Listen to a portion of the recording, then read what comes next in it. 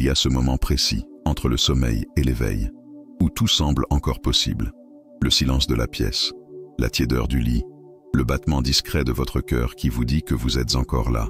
Et pourtant, à peine vos yeux s'ouvrent, une vague invisible monte, une sensation sourde, difficile à nommer.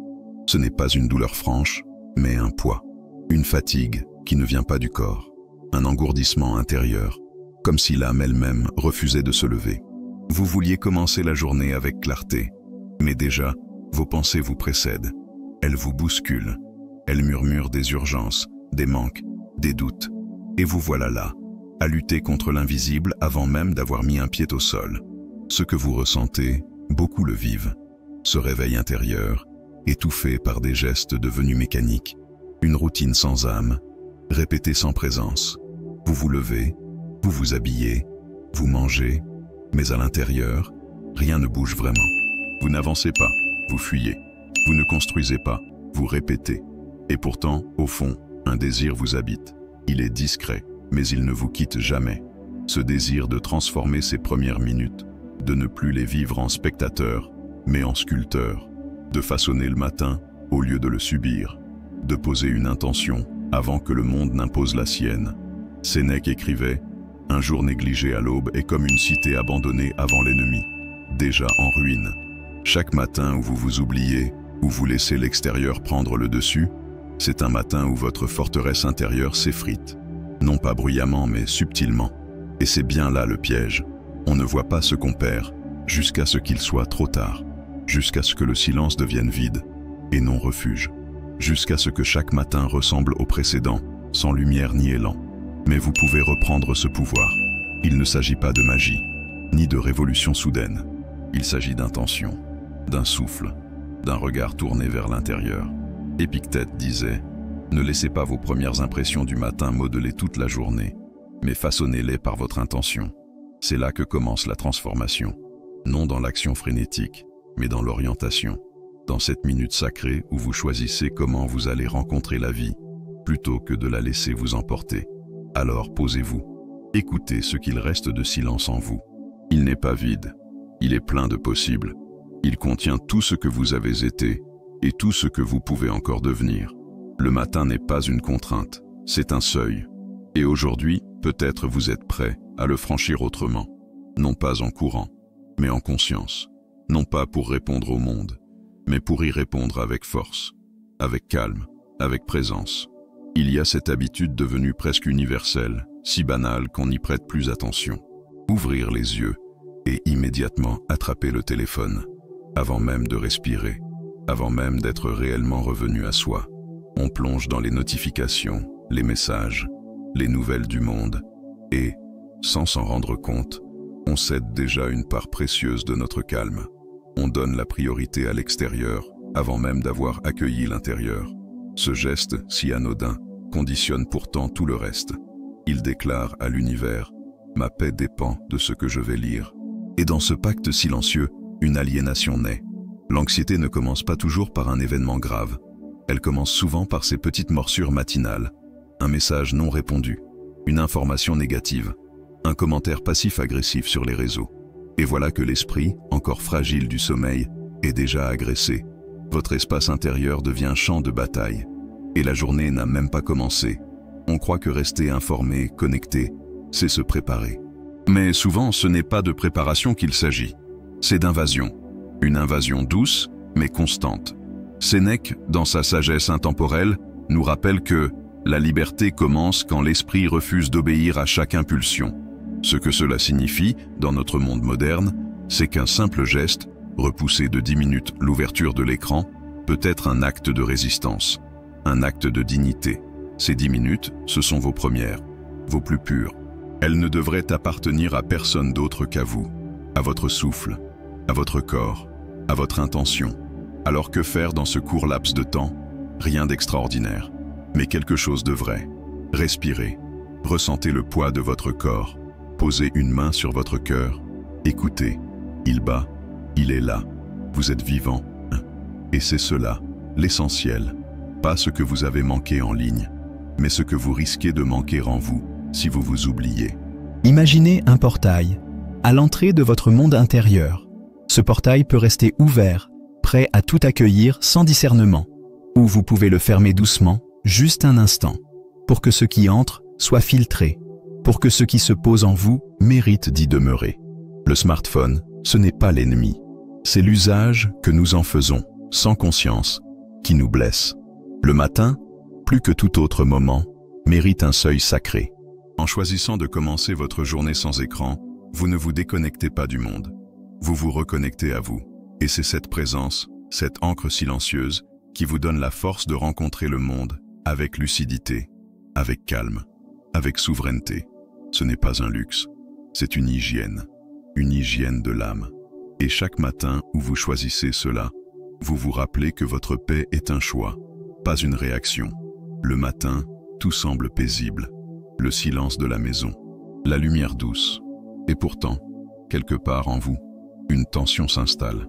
Ce n'est pas encore la peur, ni le stress, mais une forme d'appréhension sourde, presque imperceptible, comme si quelque chose allait arriver, comme si vous saviez, au fond, que la tranquillité du moment ne durerait pas, que l'imprévu rôde, comme une ombre silencieuse.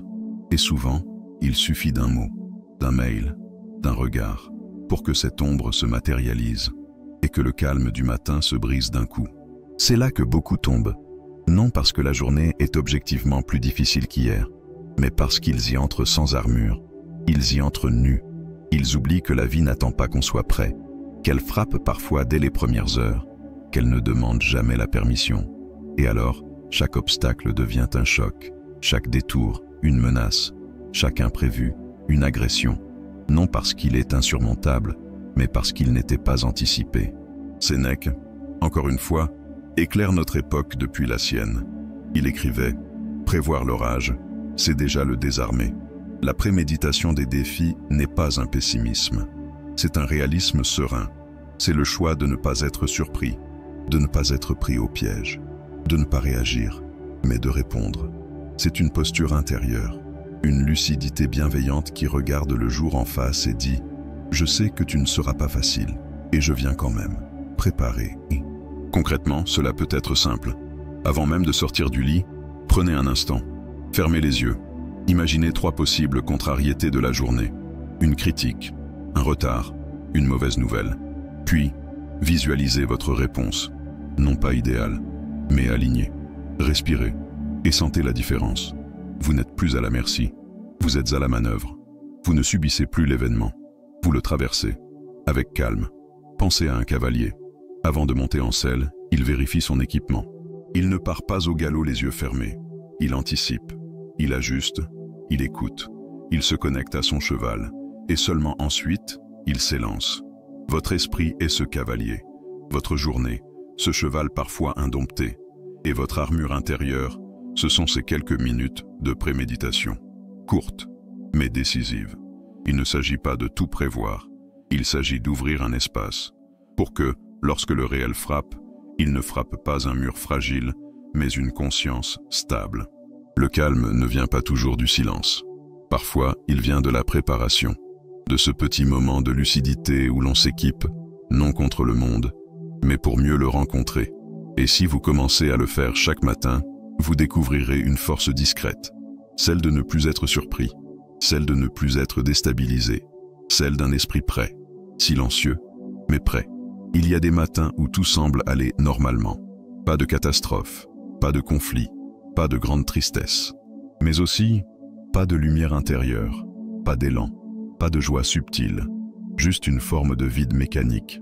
On s'habille, on mange, on sort, et la journée se déroule, comme un film sans musique, comme un chemin sans odeur. C'est dans ces instants que l'absence de gratitude pèse le plus lourd, non pas parce que quelque chose de grave manque, mais parce qu'on ne voit plus ce qui est là. On ne sent plus, on ne goûte plus, on vit, sans présence. Cette erreur ne fait pas de bruit. Elle ne fait pas mal tout de suite, mais elle érode, elle use, elle dessèche l'âme, doucement, imperceptiblement. Le cœur, non nourri par la reconnaissance, devient exigeant. Il se tourne vers ce qui manque. Il cherche ailleurs, il exige plus. Il se perd dans la comparaison. Il oublie la magie du souffle, la chance de l'instant, la beauté simple du fait d'être encore ici. Et dans cet oubli, le corps avance, mais l'âme recule. Beaucoup confondent gratitude et euphorie. Ils attendent un événement extraordinaire pour dire merci. Ils croient que seule une joie fulgurante mérite d'être honorée. Pourtant, Sénèque lui-même nous rappelle: remercier l'univers avant même le premier pas.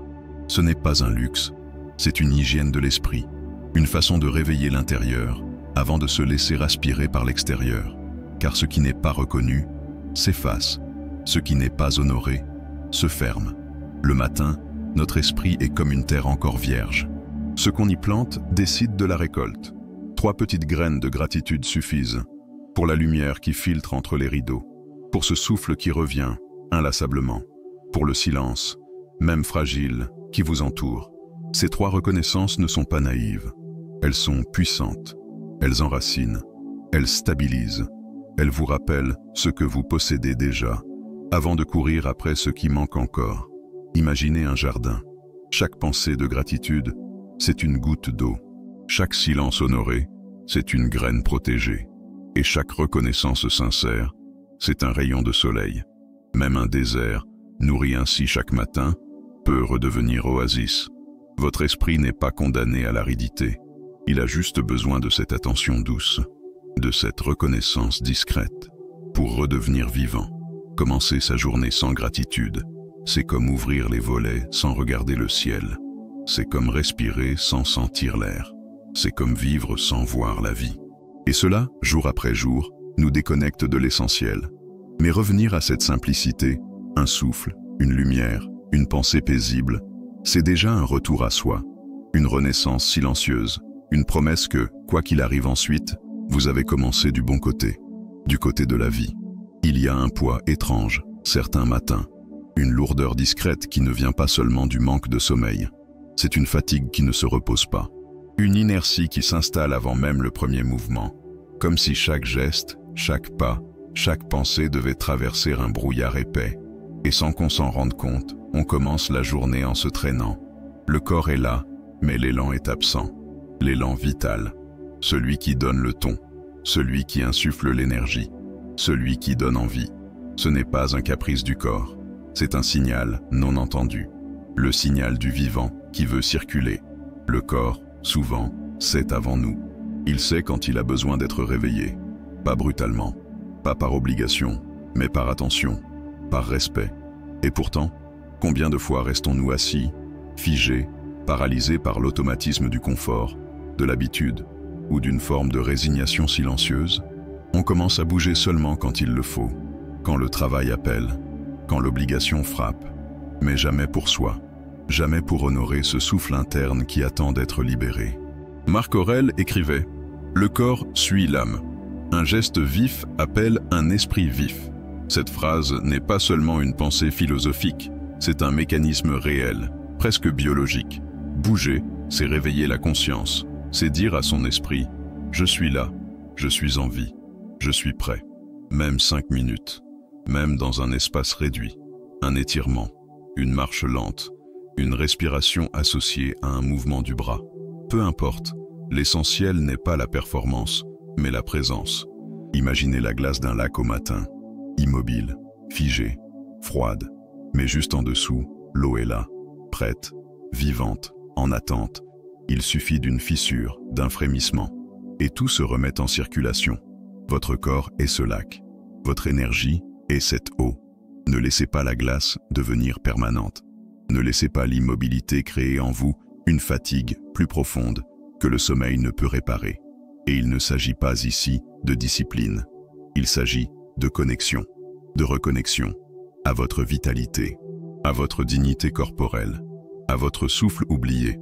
Ce n'est pas pour bien faire, ce n'est pas pour être productif, c'est pour être, tout simplement, pour être à nouveau l'auteur de votre réveil, pour choisir comment commencer, au lieu de simplement réagir. Le mouvement du matin n'est pas un luxe, c'est un rappel, un ancrage, un pont entre votre intérieur et le monde. Quand il est choisi, il devient puissant. Quand il est respecté, il devient guérisseur. Et quand il est répété, il devient transformation. Alors, le corps ne se traîne plus. Il précède, il guide, il inspire. Et c'est tout votre être qui, peu à peu, se relève avec lui. Certains matins commencent avec des murmures, des pensées qui n'ont pas encore de forme claire, mais dont le poids est déjà perceptible. Et si je n'y arrive pas? Et s'il me juge? Et si tout échoue? Ce ne sont que des hypothèses, mais elles s'infiltrent comme du poison doux. On n'a encore rien fait, et pourtant on est déjà fatigué. On n'a pas encore commencé, et pourtant on se sent déjà en retard, déjà coupable, déjà battu. C'est là que le jour se tord, avant même de s'ouvrir. C'est là que la peur devient routine. Ce phénomène est insidieux. Il prend la place des projets avant même qu'ils n'aient eu le temps de naître. Il éteint l'élan, il brouille la direction, il déforme la réalité. Et pourtant, on croit que c'est normal. On pense que se méfier, se préparer au pire, se crisper dès le réveil, c'est être responsable. Mais ce n'est pas de la prudence, c'est de l'auto-sabotage. Une forme de vigilance toxique qui empêche la lumière de passer. Sénèque, dans sa lucidité radicale, écrivait « Ruminer ce qui pourrait arriver, c'est déjà le vivre en cauchemar. Penser l'échec encore et encore, c'est l'inviter dans notre système nerveux. C'est le rendre réel, avant même qu'il n'existe. Et ce que l'on imagine trop souvent, on finit par le créer. Non par magie, mais par posture, par respiration raccourcie, par mots hésitants, par regard fuyant. Le corps se plie à la peur imaginée. Et les projets, eux, n'ont plus la place d'éclore. Il existe pourtant une alternative. Une voie plus sobre, plus humble, mais infiniment puissante. Celle de poser une seule intention claire, un seul souffle de confiance, une graine simple, mais ancrée. Aujourd'hui, je choisis de faire un pas. Pas 10, pas parfait, juste un pas. Ce geste minuscule, posé avec sincérité, peut dissiper une brume entière de doute, car la confiance n'a pas besoin de certitude, elle a juste besoin d'une direction. Imaginez un champ sec, dur, stérile. Le doute est ce sol aride, mais la graine d'intention, elle, cherche un espace, un millimètre de terrain, une fissure, et c'est là qu'elle s'infiltre. Elle n'a pas besoin d'espace idéal, elle a besoin d'être posée, d'être honorée, chaque matin, en silence, avant le tumulte, avant les écrans, avant les autres. Alimenter ses peurs, c'est trahir son futur, le plier à des illusions venues d'hier. Mais choisir un projet, même modeste, même invisible encore, c'est honorer la possibilité.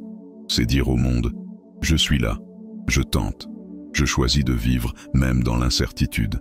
Et c'est ainsi que, lentement, le matin redevient sacré. Non pas parce qu'il garantit le succès, mais parce qu'il offre à l'âme le droit de croire à nouveau. Il y a des jours où l'on se réveille déjà plein d'images, de pensées, d'inquiétudes venues de la veille ou de l'invisible. À peine les yeux ouverts, l'esprit se remplit de tout ce qui le traverse. Informations, souvenirs, messages, obligations. Et dans ce tumulte silencieux, on perd quelque chose de précieux. La clarté. On ne choisit plus ce qui entre. On absorbe tout, comme une éponge sans filtre. Et ce trop-plein intérieur devient brouillard, confusion, paralysie douce. Le matin, notre esprit est encore fragile. Il n'a pas encore choisi sa forme. Il peut être calme, stable, fort. Mais il peut aussi devenir réactif, nerveux, dispersé. Tout dépend de ce qu'on y laisse entrer. Et quand on oublie de trier, c'est souvent l'inutile, le négatif, l'anxiogène qui prend le dessus. Non pas parce qu'il est plus fort, mais parce qu'il est plus bruyant. Épictète insistait sur cette nuance essentielle. Entre l'impulsion et l'action, il y a un espace. Cet espace, c'est notre pouvoir. Celui de juger, de filtrer, de dire « cette pensée, je la garde, celle-ci, je la laisse passer ». Sans ce tri, nous ne vivons plus. Nous réagissons, nous subissons, nous devenons l'écho du monde au lieu de rester l'auteur de notre propre voix. Et pourtant, ce tri n'exige pas d'effort démesuré. Il demande juste une présence, un moment. Après chaque pensée, une simple question. Est-ce utile maintenant? Est-ce nourrissant? Est-ce aligné? Ce petit filtre, appliqué au réveil, change tout. Il ne rejette pas la réalité. Il la transforme. Il choisit ce qui construit au lieu de ce qui détruit. Imaginez un orpailleur. Il tamise la boue. Il secoue. Il filtre. Jusqu'à ce que l'or apparaisse. Votre esprit est ce tamis. Et chaque matin, vous pouvez choisir de l'utiliser. Non pas pour chercher la perfection, mais pour ne pas vous laisser envahir. Car même une seule pensée juste peut illuminer toute une journée. Tandis qu'une pensée toxique, non filtrée, peut en ruiner la paix. Ne pas trier, c'est se trahir. C'est laisser le monde décider à votre place. Mais poser un regard, Ralentir une réaction, interroger une émotion, c'est reprendre possession, c'est redevenir souverain. Et dans ce geste silencieux, presque invisible, réside une forme puissante de liberté. Celle de ne pas tout croire, celle de ne pas tout garder, celle de commencer le jour en choisissant qui l'on veut être. Il y a, dans chaque matin, un moment oublié, ce moment suspendu entre le sommeil et l'action, entre l'immobilité et le mouvement. Ce moment où tout est encore possible, mais où nous choisissons trop souvent de le remplir, de le fuir, de l'éteindre avec du bruit. Dès les premiers instants, nous parlons, écoutons, pensons, regardons. Nous étouffons le vide, comme s'il nous faisait peur, comme si le silence était un ennemi à combattre.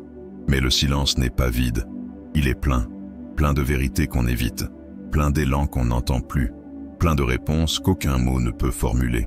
Et c'est peut-être pour cela que nous le fuyons, parce qu'il nous confronte, parce qu'il nous montre ce que nous avons mis de côté, notre fatigue réelle, nos désirs enfouis, notre besoin d'authenticité.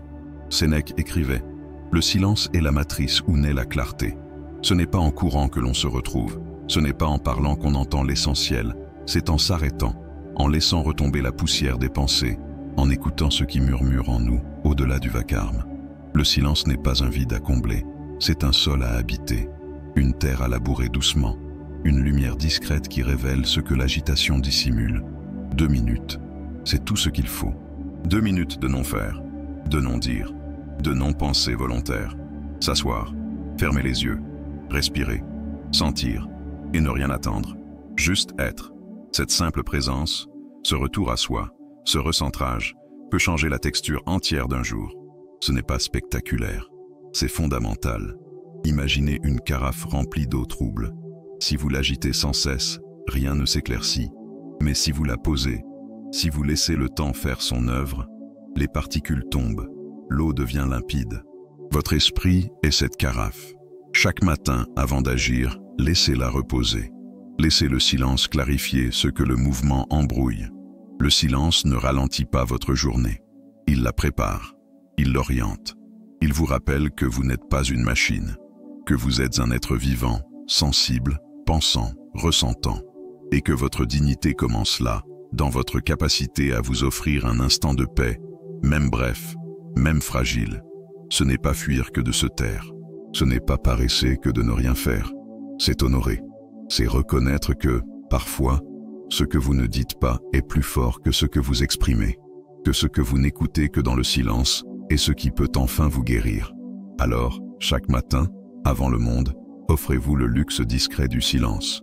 Il ne coûte rien, et il vaut tout. Chaque matin, sans même nous en rendre compte, nous dressons les fondations de notre journée, et parfois de notre chute. Ouvrir les yeux, c'est plus qu'un acte biologique. C'est un choix. Le choix de céder ou de s'ancrer.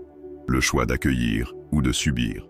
Le choix de se laisser emporter ou de tracer, en silence, la première ligne de sa propre paix.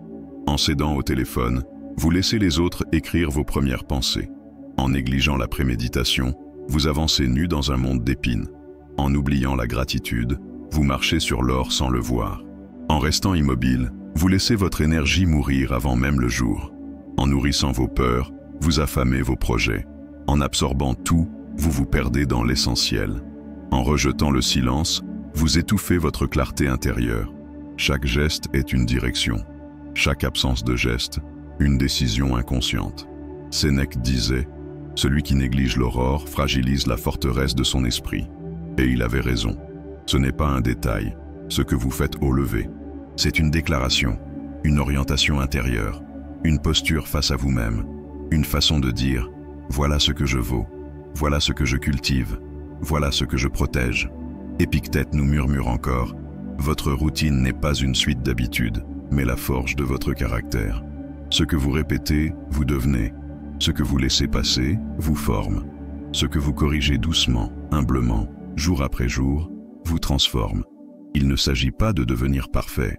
Il s'agit de devenir vrai, présent, solide, stoïque, non pas froid mais ancré, non pas indifférent, mais libre, car chaque matin est une porte que vous pouvez ouvrir vers la confusion ou vers la maîtrise. Alors, si une seule chose vous a touché aujourd'hui, retenez cela. Le matin n'est pas un décor, C'est le socle de votre temple intérieur, et chaque erreur que vous réparez au réveil est une pierre de plus pour bâtir votre paix. Ce n'est pas demain que tout changera, mais demain peut être différent si vous le commencez autrement. En silence, en conscience, en dignité. Vous n'avez pas besoin d'une révolution. Vous avez besoin d'un retour, à vous, à ce qui compte, à cette présence, calme et forte, qui attend depuis toujours, juste derrière les automatismes. Et peut-être, dès demain matin, au lieu d'ouvrir votre téléphone, vous ouvrirez vos yeux, à vous-même.